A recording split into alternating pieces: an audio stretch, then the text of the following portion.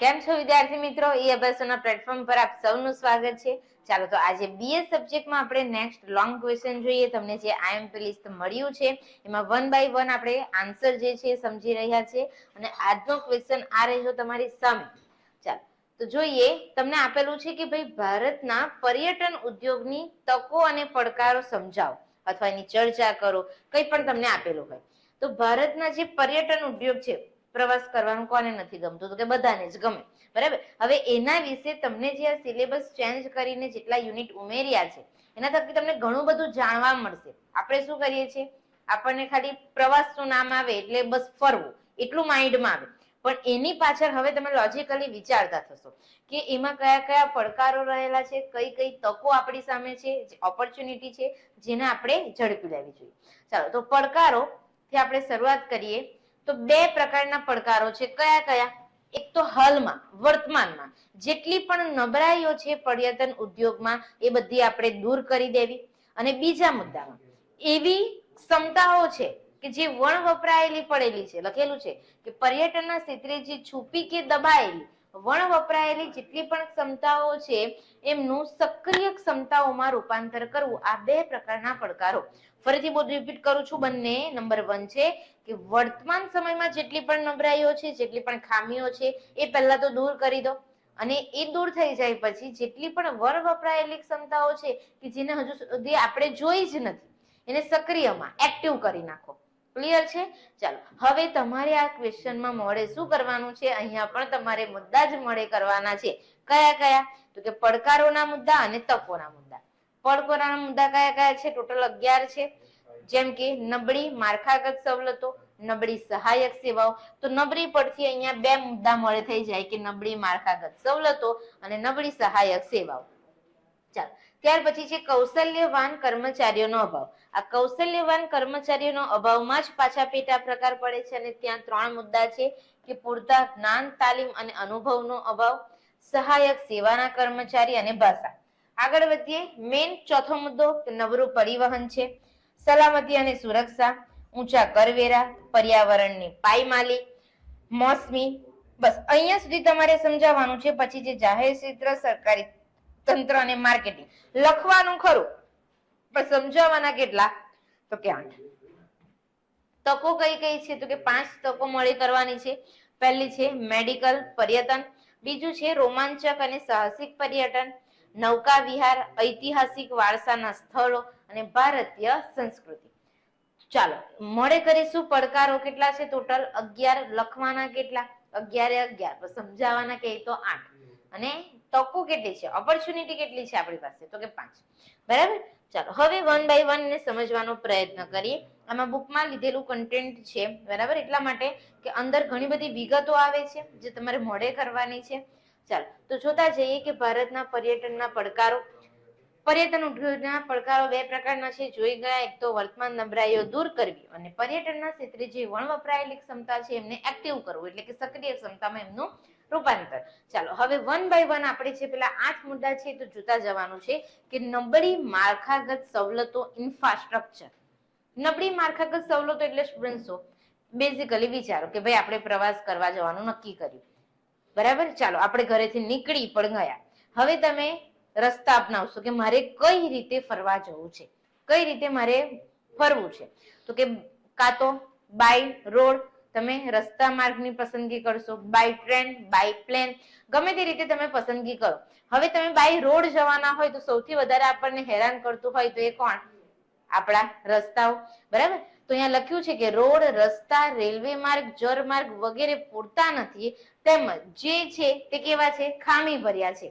આપણને જેટલા સમયમાં પહોંચાડવું હોય એના કરતા 1 કલાક આપણો વધારે લઈ લે. પરિણામે પર્યટન પેકેજના સમયમાં પ્રવાસ માર્ગમાં વધુ સમય વેડફાય છે, ખર્ચ પણ વધી જાય છે, અને પ્રવાસમાં આપણે શું કરીએ છીએ?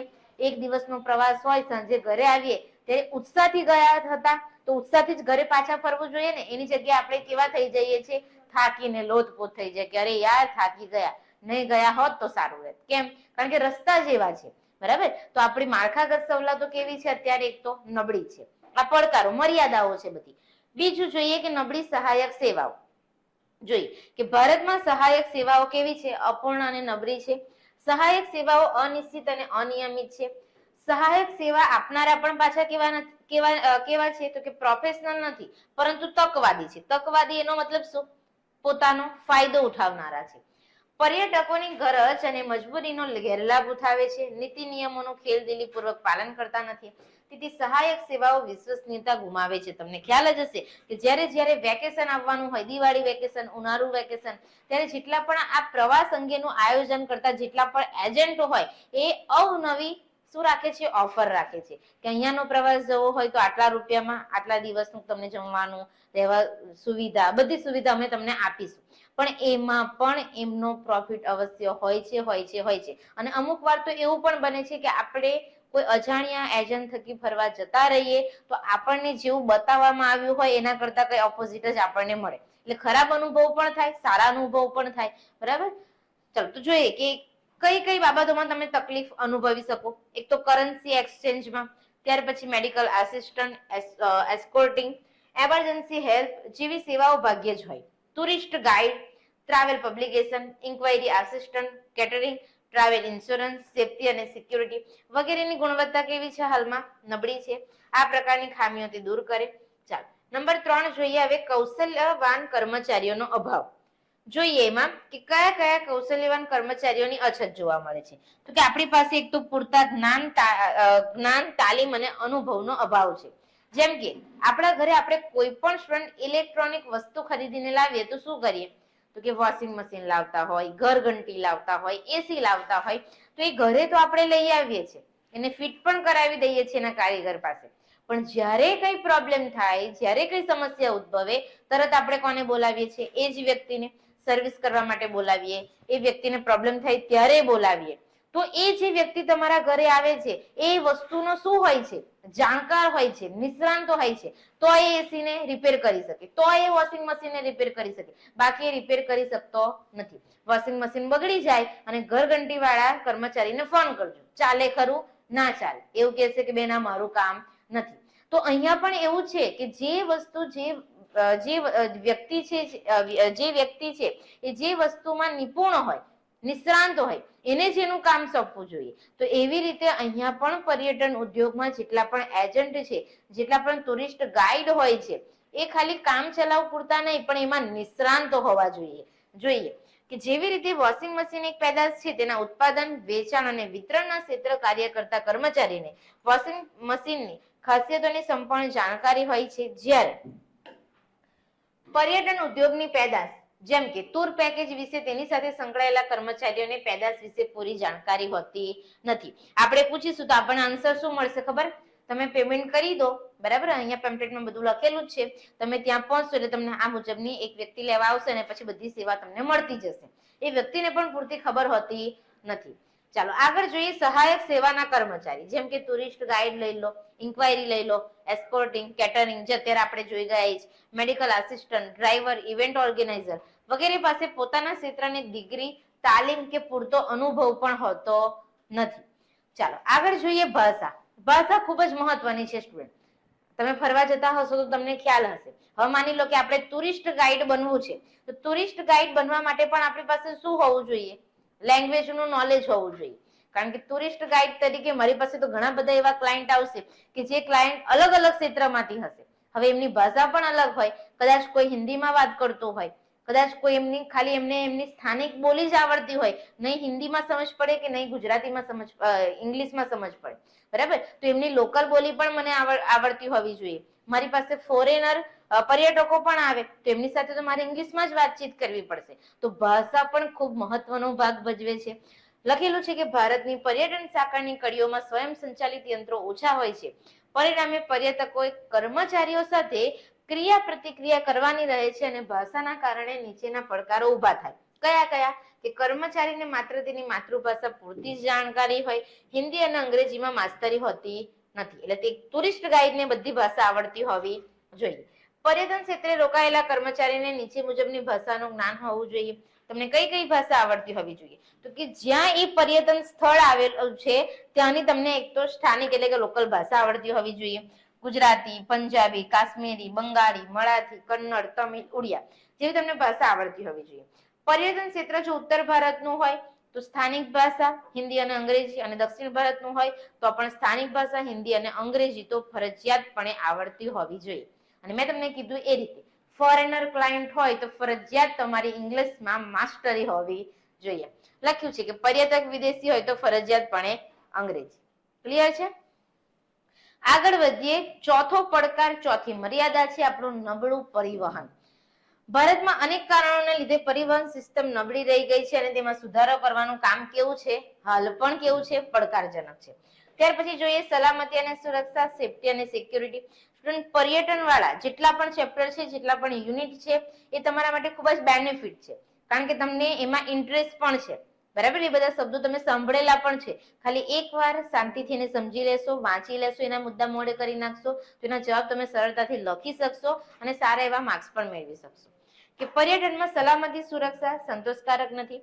પરિવહન દરમિયાન કે આવાસના સ્થળે પર્યટકની ચીજ વસ્તુની ચોરી થવાની સંભાવના વધુ રહે છે. મોસ્ટ ઇમ્પોર્ટન્ટ પોઈન્ટ, કે આપણે કોઈ પણ જગ્યાએ ફરવા જઈએ સૌથી વધારે આપણને ટેન્શન રહેતું હોય તો કોનું? આપણા માલ સામાન. આપણે જે જગ્યાએ રોકાયા છે, માની લો કે કોઈ મંદિરે આપણે દર્શન કરવા જઈએ છીએ, બરાબર, જે ધર્મશાળામાં કોઈ જગ્યાએ આપણે રોકાયા હોય ત્યાં પણ આપણે એવું કરવું પડે કે આપણી ફેમિલીના એક મેમ્બરને ત્યાં કહેવું પડે કે તમે અહીંયા બેસો, અમે દર્શન કરીને આવીએ પછી તમે દર્શન કરવા જજો. એટલે વારા પરથી આપણે આપણો માલ સામાન સાચવીશું. ચોરી થવાની શક્યતા ખૂબ જ અત્યારે વધુ છે. લૂંટફાટ, ઘર્ષણ, હેરાનગતિની શક્યતાના લીધે પર્યટનમાં પણ ભય રહે છે. ટૂર પેકેજ આકસ્મિક સંજોગોને પહોંચી વળવાનો પ્લાન હોતો નથી. સ્ત્રીઓને થતી હેરાનગી અત્યારે સામાન્ય બાબત બની ગઈ છે. રેલવેમાં રિઝર્વેશન હોવા છતાં કેટલાક પાસ હોલ્ડરો બળજબરીથી સીટ પર કબજો જમાવે છે. આપણે બરોડાથી એન્ટર થવાનું હોય ટ્રેનમાં, ઓલરેડી આપણી સીટ પર કોઈ વ્યક્તિ આવીને બેઠી હોય, આપણે રકઝક કરવી પડે 5 મિનિટ, કે પેલી વ્યક્તિ કહેશે કે હું તો સુરત થી આવી છું, આ સીટ તો મારી જ છે. બરાબર? તો પછી આપણે એને આપણી ટિકિટ બતાવવી પડે, ટીસી ને બોલાવવા પડે અને પછી આગળ પ્રોસેસ થાય. એટલે એ પણ બધું થાય. ટેક્સી અને બસના ડ્રાઈવરો નશો કરીને વાહન ચલાવતા હોવાથી તેવી ઘટનાઓ પણ અવારનવાર બનતી રહે છે. જે ટ્રાવેલરમાં આપણે જઈ રહ્યા છીએ, જેમાં આપણે મુસાફરી કરી રહ્યા છીએ, એનો ડ્રાઈવર એક તો સહી સલામત હોવો જોઈએ, એનું સ્વાસ્થ્ય સારું હોવું જોઈએ, એને કોઈ વ્યસન ના હોવું જોઈએ. બરાબર? ચલો, એકલી સ્ત્રી પર્યટનમાં જવાનું વિચારી પણ શકતી નથી, એને આ બધી બાબતોનો ભય રહે છે. આગળ જોઈએ, છઠ્ઠો મુદ્દો આપેલો છે ઊંચા કરવેરા. બરાબર? જેટલા પણ આપણે ટુરિસ્ટ પેકેજ લેતા હોઈએ છીએ એમાં ટેક્સનો ફાળો બહુ જ મોટો છે. કેમ? કારણ કે ભાવ વધારે છે. કે ભારતમાં પર્યટન સેવાના સંદર્ભમાં કરવેરામાં ખાસ રાહત આપવામાં આવતી નથી. પર્યટન સંબંધિત ટ્રાન્સપોર્ટેશન, એકોમોડેશન, કેટરિંગ સબસિડી આપવામાં આવતી નથી. પરિણામે ટૂર પેકેજ આપણને કેવા પડે છે? ખૂબ જ મોંઘા. સરકાર આ બાબત અંગે ઉદાસીન હોવાથી પર્યટન ઉદ્યોગ માટે ઊંચા કરવેરા પડકારરૂપ સાબિત થઈ રહ્યા છે. નેક્સ્ટ જોઈએ પર્યાવરણની પાયમાલી. કે પર્યટન ઉદ્યોગનો, પર્યટન સ્થળોનો દિવસે ને દિવસે વિકાસ તો થઈ રહ્યો છે. આપણને પણ આપણા નજીકના ક્ષેત્રોમાં આપણને અવનવા, બરાબર, નવા નવા સ્થળો વિશે માહિતી મળે. અત્યારે તો સોશિયલ મીડિયાનો જમાનો છે, એટલે સોશિયલ મીડિયામાં તમે કોઈ પ્લેસ જોયું કે સરસ મજાનો પ્લેસ દેખાય છે, જંગલમાં ફરવા લાયક છે, ચાલો આપણે એ જગ્યાએ જઈએ. પણ એ જગ્યાનો વિકાસ થવા માટે કોઈ વસ્તુએ ભોગ તો આપવો પડ્યો હશે ને? તો એ કોણ છે? આપણું પર્યાવરણ છે. કે પર્યાવરણને નુકસાન કરીને આપણે પર્યટન ઉદ્યોગો ઉભા કર્યા છે. કે કેટલાક પર્યટન સ્થળોએ વિકાસના નામે પર્યાવરણની પાયમાલી સર્જી છે. ગંગા લઈ લો, જમના લઈ લો, સહિતની કેટલીક નદીઓના પાણી આપણે શું કર્યા છે? પ્રદૂષિત કર્યા છે. સમુદ્ર કિનારા, બીચ પણ ગંદા થયેલા જોવા મળે. પ્રખ્યાત મંદિરોની નજીક જળ, જમીન, વાયુ આપણે પ્રદૂષણ કરી રહ્યા છે. કુદરતી જંગલોમાં આડેધડ ગેરકાયદેસર રીતે જંગલોને કાપીને ત્યાં મોટા મોટા રિસોર્ટ બનાવી દેવાય છે, રૂમ બનાવી દેવાય છે, અને પછી એનું ઊંચું ભાડું લેવામાં આવે છે. વૃક્ષો કાપીને અને પહાડો કોતરીને રસ્તાઓ બનાવવાને લીધે કેદારનાથ જેવી માનવ સર્જિત દુર્ઘટના અવારનવાર બનતી રહે છે, જે તમે ન્યૂઝમાં જોયું પણ હશે. ચાલો, નંબર 8 જોઈએ મોસમી. કે ભારતમાં પર્યટન ઉદ્યોગમાં મોસમ મુજબ આરો અવરો અને ઉથલપાથલ થતી રહે છે. તેથી મોસમ પૂરી થતા રોકાયેલા સાધનો જેવા કે આવાસ, ટેક્સી, બસ વગેરે વણ વપરાયેલા પડ્યા રહે છે. બરાબર? તો આ થયા આપણા પડકારો, જે તમે લખી શકો. ચાલો, હવે તકો જોઈએ. કે મેડિકલ પર્યટન પહેલી આપણી તક. કે ભારતમાં હેલ્થ કેર સિસ્ટમ બીજા દેશો કરતા કેવી છે? મજબૂત છે. કે વિકસિત અને ઉચ્ચ સ્તરની છે, અને અમેરિકા તથા યુરોપના દેશો કરતા સસ્તી હોવાથી ત્યાંના લોકો પર અવારનવાર સારવાર કરવા માટે ક્યાં આવે છે? ભારતમાં. તો આ તકનો પણ આપણે લાભ લેવો જોઈએ. ચાલો બીજું છે રોમાંચક અને સાહસિક પર્યટન. જોજો કે ભારત ભૌગોલિક દ્રષ્ટિએ અનેક વિવિધતા ધરાવતો દેશ છે અને તમે સામાજિક વિજ્ઞાન તો નાના ધોરણથી ભણતા આવ્યા છો, તમને ખબર જ હશે કે ભારતની સંસ્કૃતિ, ભારત એ વિવિધતાની દ્રષ્ટિએ ખૂબ મોટો દેશ છે, ખૂબ મહાન દેશ છે. કેમ? કારણ કે ભારતમાં જેટલા પણ સ્થળો ફરવા લાયક છે, ભારત જેટલી પણ દ્રષ્ટિએ સમૃદ્ધ છે, બીજો કોઈ એવો દેશ નથી કે જ્યાં આટલા બધા ઐતિહાસિક સ્થળો હોય, રોમાંચક સ્થળો હોય. જેટલું ભારતમાં ફરવાનું છે એવું અન્ય કોઈ પણ જગ્યાએ નથી. જેવા કે માઉન્ટ એવરેસ્ટ લઈ લો, માનસરોવર લઈ લો, અમરનાથ છે, વૈષ્ણોદેવી છે, રામ સેતુ, લદાખ, રણ છે કચ્છનું, રાજસ્થાન, ઋષિકેશનું રાફ્ટિંગ, પેરાગ્લાઇડિંગ, બધા વિડીયો જોયા હશે, Gulmarg, Manali, scuba diving, kayaking and back waters જેવા અનેક રોમાંચક અને સાહસભર્યા પર્યટન સ્થળોએ વિકાસ કરવાની પુષ્કળ તકો રહેલી છે. મતલબ આ જેટલા પણ સ્થળો છે, જેટલા પણ પર્યટન સ્થળો છે, એની આજુબાજુ એટલા ઘણા બધા રોજગારી ઉભા થઈ શકે એવા તકો રહેલી છે કે જેને આપણે પકડવી જોઈએ. ચાલો પછી જોઈએ પર્વતો અને ખીણો, સમુદ્ર, નદી, સરોવર, હવાઈ, paragliding, bungee jumping, hot air balloon, રણ, વન્યજીવન, જંગલ સફારી. ચાલો આગળ જોઈએ નૌકા વિહાર. ભારત સરકારના ministry of ports, shipping and waterways transport research વિંગના 29/4/25 પરિપત્ર મુજબ આપ્યું છે કે ભારતના દરિયા કિનારાની લંબાઈ, જોજો ભારતના દરિયા કિનારાની લંબાઈ સુધારીને અત્યારે હાલ કેટલી છે તો કે 11,098.81 કિલોમીટર. આ ઉપરાંત ભારતની કેટલીક નદીઓ છે જેમ કે ગંગા છે, યમુના, બ્રહ્મપુત્ર, સિંધુ, કાવેરી, નર્મદા અને તાપી માં લગભગ 12 માસ પાણીનો પ્રવાહ કેવો રહે છે. ચાલો આ એવી નદીઓ છે સ્ટુડન્ટ કે જે કોઈ દિવસ સુકાયેલી આપણને જોવા મળતી નથી. આ ઉપરાંત ભારતમાં અનેક નાના મોટા સરોવરો પણ આવેલા છે જેમ કે કેરળનું વેમ્બાનદ આવેલું છે, JNK નું ચિલિકા, યુપીમાં રિહાનંદ ડેમ, રાજસ્થાનનું સંભાળ સરોવર, કેરળના બંસુરા સાગર ડેમ, બેક વોટર સાગર ડેમ તથા બેક વોટર્સ, ગુજરાતમાં આપણો જાણીતો સરદાર સરોવર ડેમ, જમ્મુ કાશ્મીરનું વુલર સરોવર, ઘણા બધા સરોવરો પણ છે. ભારતમાં અંદમાન નિકોબાર ટાપુઓ, લાંબો સમુદ્ર કિનારો, નદીઓ, સરોવરો, ક્રુઝ, ફેરીબોટ, સી પ્લેન જેવી પર્યટનની અનેક તકો રહેલી છે. તો આ જેટલા પણ સ્થળો આપણે જોઈ ગયા ત્યાં નૌકા વિહારની ખૂબ જ મોટામાં મોટી તકો રહેલી છે, બરાબર, જે થકી પણ તમે રોજગારી મેળવી શકો. આગળ જોઈએ ઐતિહાસિક વારસાના સ્થળો કે ભારત ભવ્ય પ્રાચીન સંસ્કૃતિ ધરાવતો દેશ છે. 4 વેદ ભણી ગયા છો તમે, ઋગ્વેદ, પછી સામવેદ, અથર્વવેદ અને યજુર્વેદ, રામાયણ, મહાભારત વગેરેમાં આવા સ્થળો અને તેની સાથે સંકળાયેલી ઘટનાનો ઉલ્લેખ છે જેમ કે રામ જન્મભૂમિ, ત્યાર પછી રામ સેતુ, સમ્રાટ અશોકના શિલાલેખો સમાજમાં તમે ભણી ગયા છો, અજંતા ઇલોરાની ગુફાઓ, ઓરિસ્સાનું કોણાર્ક સૂર્ય મંદિર, મધ્યપ્રદેશમાં સાંચીનો સ્તૂપ, ગુજરાતનું ધોળાવીરા, બિહારમાં નાલંદા પ્લાસીનું વન, આંબુના દેરાસર, જેસલ તોરલની સમાધિ, બેટ દ્વારકા, લોથલ, મહાબલીપુરમ એલિફન્ટાની ગુફાઓ. સમાજમાં જેટલું પણ ભણતા હતા એ બધું અહીંયા ઐતિહાસિકમાં લખી દેવાનું. હમ્પી, મૈસૂરનો મહેલ, સુવર્ણ મંદિર, સહસ્ત્રલિંગ તળાવ. ઉપર દર્શાવેલ ઐતિહાસિક, સામાજિક, સાંસ્કૃતિક અને ધાર્મિક વારસાના સ્મૃતિ ચિહ્નો ભાતીગળ ભારતના આપણને શું કરાવી જાય છે? દર્શન કરાવી જાય છે, જેના દ્વારા ભારતના લોકોને પોતાની ઓળખ પ્રાપ્ત થાય છે કે હા ભાઈ ભારત દેશ મારો કેવો છે? સમૃદ્ધ છે. લોકો ભારત માતાના ભાગ્યશાળી સપૂતો, બરાબર, આપણે એમના પુત્રો હોવાનો ગર્વ અનુભવી છે. આવા સ્થળો અને ઘટનાઓ પ્રેરણાના સ્ત્રોત બની રહે છે. આ બધા સ્થળો અને તેના ભવ્ય ઇતિહાસને જીવંત રાખવાનું કામ કોનું છે? ભારત દેશના નાગરિકોનું, એટલે કે આપણું પોતાનું, બરાબર. તો આ સરસ મજાનું તમે સમજાવી શકો ઐતિહાસિક વારસા થકી. આગળ જોઈએ ભારતીય સંસ્કૃતિ કે ભાઈ ભારતની એક કહેવત છે, યાદ રાખજો, ભારતની એક કહેવત છે કે 12 ગાંવ એ બોલી બદલાય. ગાંવનો મતલબ અહીંયા કીધો છે કે લગભગ 3 કિલોમીટર, એટલે કે આપણે 3 કિલોમીટર પસાર કરીએ ત્યાંની બોલી ચેન્જ થઈ ગયેલી હોય. તો આ કહેવત દર્શાવે છે કે દર 40 કિલોમીટર 12 ગાંવ એટલે કેટલા? 40 કિલોમીટરના અંતરે બોલી, એટલે કે ત્યાંના લોકો જે છે એમની સ્થાનિક બોલી બોલવાની રીત કેવી પડે છે? જોડી. તમે સુરતમાં જાઓ ત્યાંની બોલી અલગ હશે, તમે અમદાવાદ જાઓ ત્યાંની બોલી અલગ હશે, તમે સૌરાષ્ટ્રમાં ફરવા જાઓ ત્યાંની બોલી પણ અલગ હશે. એટલે તમે જે સ્થળે જાઓ છો ત્યાંની બોલી કેવી હશે? અલગ હશે. ગુજરાતમાં દક્ષિણ ગુજરાત, ઉત્તર ગુજરાત, હાલારી, સોરથી, સુરતી, ગોહિલવાડી, ઝાલાવાડી, કચ્છી બોલીઓ ભાતીગળ હોય છે. દાખલા તરીકે ગુજરાતમાં માં શબ્દ જુદા જુદા વિસ્તારોમાં જુદી જુદી રીતે બોલાય. અત્યારે તો આપણે મમ્મા મમ્મી એવું બોલતા થયા છે, પણ તમે જુદા જુદા સ્થળે જશો તો ત્યાં મમ્મીને પેલા બા, આપણા પપ્પા પણ હશે, જો આપણા ઘરમાં આપણા પપ્પા છે એ પપ્પાના મમ્મી હોય એટલે કે આપણા દાદી, તો એ પપ્પા પણ એમને મમ્મી નહીં કહેતા હોય, બા કહીને પુકારતા હોય. તો પોતાની મમ્મીને બા કહેતા હોય, માય કે, માવડી, માડી, આઈ વગેરે.